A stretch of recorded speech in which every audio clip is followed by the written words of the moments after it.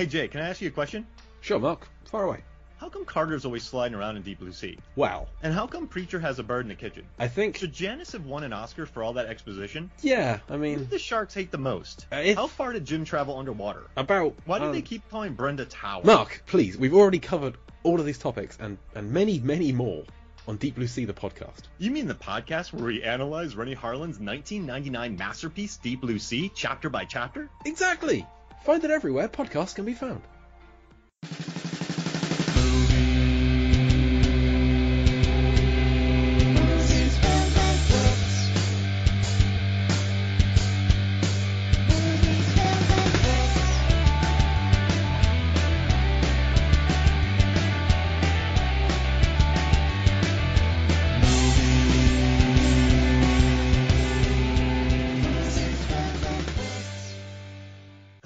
Welcome to Movies, Films, and Flicks. I am Mark Hoffmeyer, and joining me is a man that just poured a bottle of champagne onto his arm and ripped it off and used it as a seatbelt.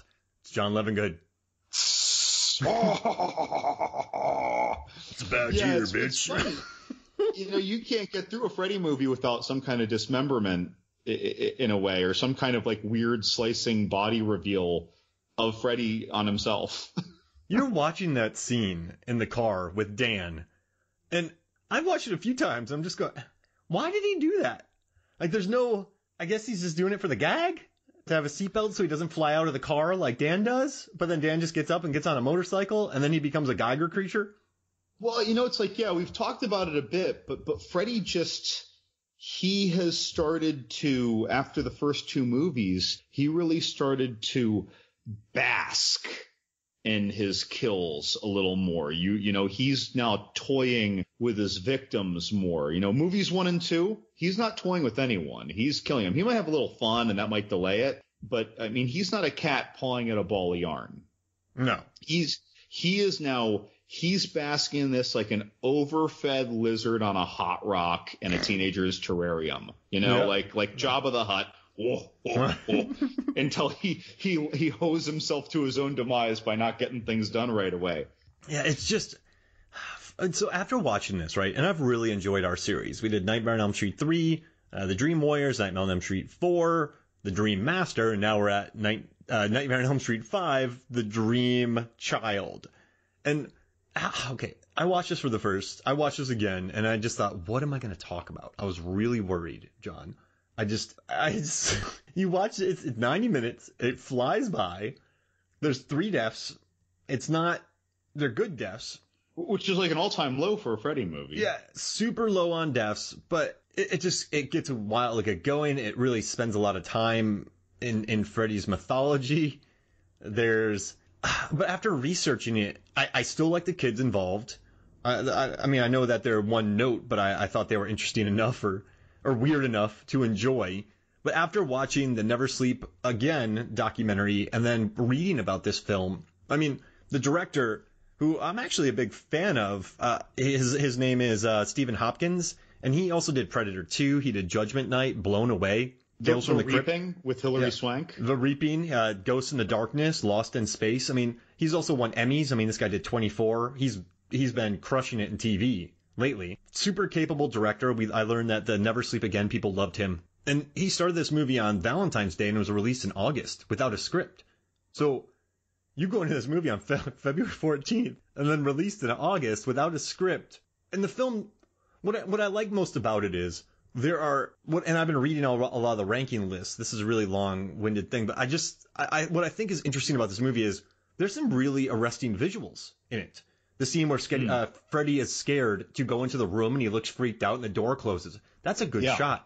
Yeah. And at the end with the alternating staircases, the way they shot that, very visually arresting, very interesting. The way some of the shots are bathed in shadow. I mean, you see that later in Judgment Night. The DP on this movie, Peter Levy, he also did Ricochet, Judgment Night, Blown Away, Broken Arrow, Lost in Space. He worked with Hopkins a lot, so they were comfortable.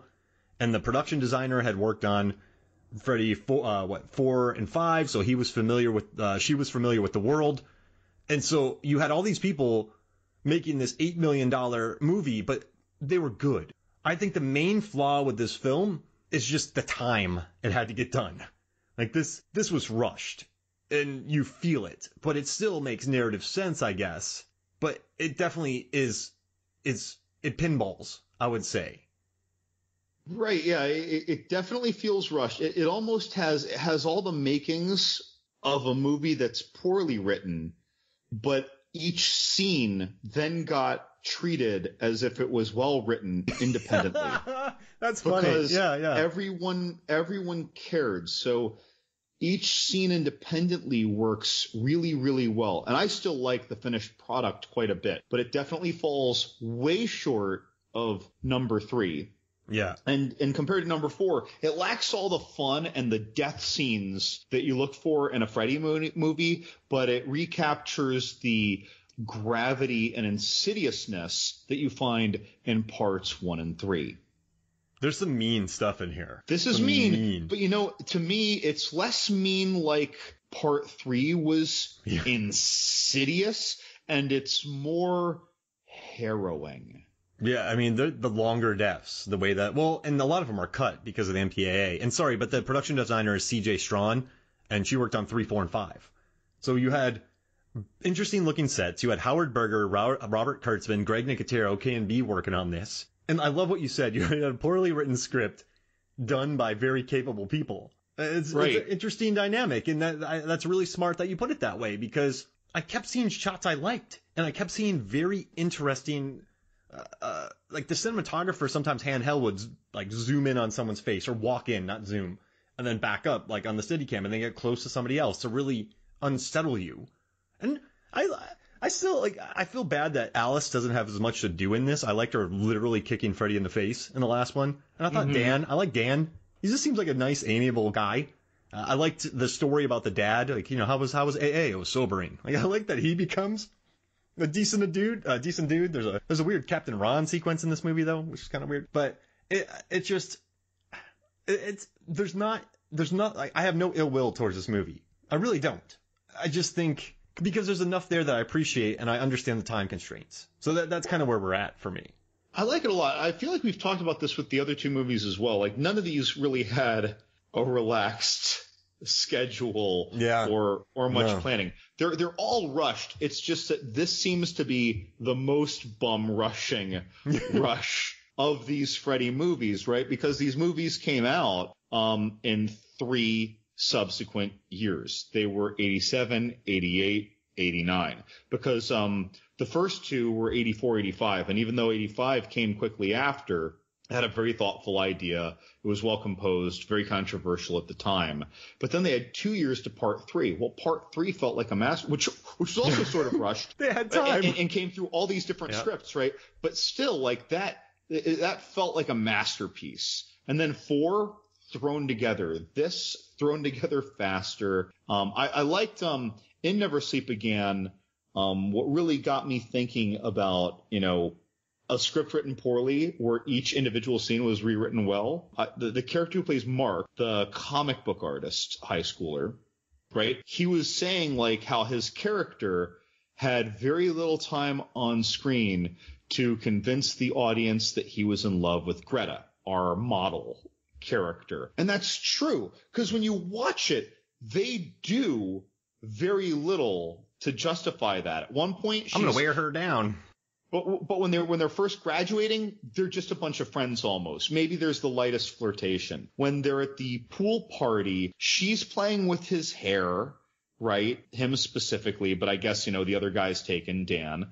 And then later, we're kind of finding out a vocal, admission of how much he cared about her. Was he wearing her down from graduation day, by the way?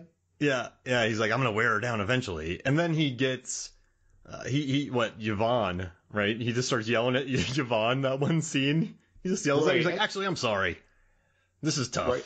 That was a lot of emotional transition in about 14 seconds. But what I like about him, though, is the performance is weird enough, and his wardrobe was weird enough to at least make the kid personable. There are some... I don't like horror characters that don't register at all on screen. So in horror movies, I'm not looking for Kramer versus Kramer levels of character development. I just want to see, is this person interesting? right? There are like, so I love Scream 4. I think I love the idea of Scream 4. I think Kirby's good, the original characters, but some teenagers that are in it, I feel like they barely register on screen to me. Mm-hmm. I don't remember them. I don't remember any of their names, but I kind of remember Mark. I remember Dan. I guess I remember the Alice. For some reason, I remember these kids. And so despite some of the writing flaws in there, they register, at least to me, as not even interesting, not well written. Does that make sense? They're memorable. Yeah, and you even mentioned Alice, how Alice has less to do. This is one of those things, too, where I've always said how if you don't watch these movies in reasonably close succession, they feel like rather emptier movies to you. So if you hadn't seen Part 4 in, I don't know, 2, 3, 5 years, even a big horror fan, how often do you really see 4 and then 5 in a close, reasonable period of time, unless you marathon it? But not everyone does that, right? I think a lot of people will forget when in the beginning of the movie that Alice was dating Dan, was interested in Dan through all of Part 4, and that at the end of Part 4, they were two survivors, and that they are the two that were connected. And the way the dialogue comes out when she brings up that she had a dream, and Dan said, "Oh, what, with that Freddy guy? You don't believe that he's been there with her through this before." Oh, yeah. In that scene, if you just saw this movie years after seeing the first Freddy movie, or the Part 4, you would totally forget and still not realize that he was in the previous movie. You would not understand their relationship. And then it wouldn't feel like there's as much gravity when she's pregnant, because they aren't just a teen couple at the end of one movie and then at the beginning of the next. They went through the holy hell of holy hells, that the traumatic event that brings people together, like romantically, right? Like an action movie does as well. The movie does fail to do that. It fails to properly remind you of that the way Part 4 does to its connection to Part 3. So, and then all these other teenagers, it's almost like Nightmare on Elm Street Part 2 with respect to Part 1. These other teenagers don't have any idea that there was anything that ever happened with a bunch of kids dying just the previous year in their same high school, right? It's like it didn't happen, and only Dan and Alice know, but Dan isn't even selling it well in those 2 lines, or not Dan, but the writing. So this is why if you don't see these movies very fast along, it weakens all of the links in the chain. And then moreover, Alice feels less important in Part 5 unless you remember what her role was in Part 4, and that when she sees infant Freddy crawling along in that church, that's the very church where she defeated him at the end of Part 4. Again, something that you probably wouldn't remember. If you didn't, you could have seen each of these movies 5 times in 20 years. If you didn't see them in close succession, I think most people wouldn't get it. But if you've ever seen them in close succession once, you probably have it, right? This is a tricky thing. I say it over and over again. It brings me back to Saw 4 to 6. It's another really tight, and even 3 to 6, to be honest. They're all really tightly knit, and actually all of the Saws ultimately end up being closely knit. So they're movies that shouldn't be watched far apart. Final Destinations, you can watch them in any order you want. Yeah. And they're great. And once you've seen all 5 of them, you realize how they're connected. Even if you saw 1 and then 4 and then 3 and then 2 and then 5, you still realize, oh, 5's connected to 1. I get it now. And listen to our series too by our Final Destination series. That was a lot of fun. I dug that. That was a lot of fun. But yeah, so this is I feel like the writing's weak, but everyone brought it for each scene, right? And then on top of that, though, if you saw Part 4 right before Part 5, I think you're going to get a lot of value added, as opposed to, what's going on in this kind of thrown together horror movie. Yeah, no, absolutely. Oh, sorry to interrupt. Were you still going? No, I'm done. You go. Take it. I guess for me, the dad throws in, I'd love to have another boy running in here. And I was like, oh yeah, because her brother just died. Another thing lost if you didn't see Part 4 recently. Exactly. And I guess for me, this is where it took a step back. And it's in Nightmare 4, right? Nightmare 3, all the kids know, right? All the kids are hip to Freddy. It's just the adults